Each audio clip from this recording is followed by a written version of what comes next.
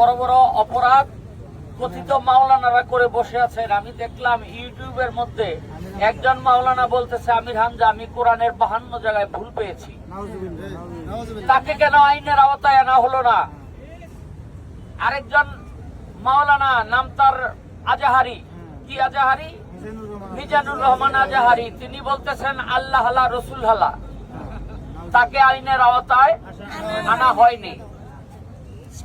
এত বড় বড় অপরাধ করার পরেও আইনের আওতায় আনা হলো না, অথচ ছোট্ট একটি কথার জন্য তাকে আজকে আইনের আওতায় নিয়ে আসা হয়েছে, যেগুলো যে অপরাধ ধর্তব্য নয়।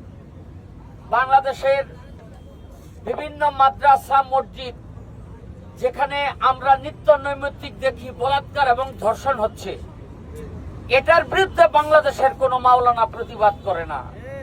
আমি বলবো এরা কথিত মাওলানা, এর একটা চক্র যারা ইহুদি খ্রিস্টানদের দালাল।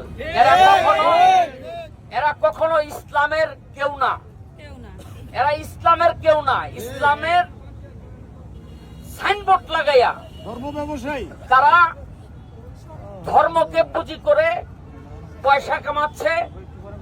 তো আমি মনে করি এই আবুল সরকারের গ্রেপ্তারের মাধ্যমে তারা একটা জানান দিল, একটা অপশক্তি জানান দিল যে আবুল সরকার প্রথম বা শেষ না।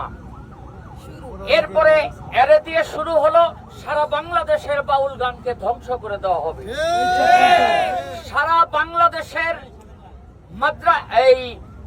মাজার, বাংলাদেশের মাজার দরবার সুফিবাদ এদেরকে ধ্বংস করে দেওয়া হবে। এই হলো তাদের উদ্দেশ্য, যেটা আমি মনে করি।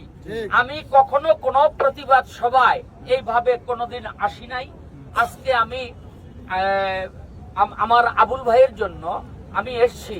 আমি ইউটিউবের মধ্যে দেখলাম যে কথাগুলো তিনি বলেছেন তার প্রতিপক্ষ গায়ককে, সেখানে আল্লাহকে উদ্দেশ্য করে বলে নাই।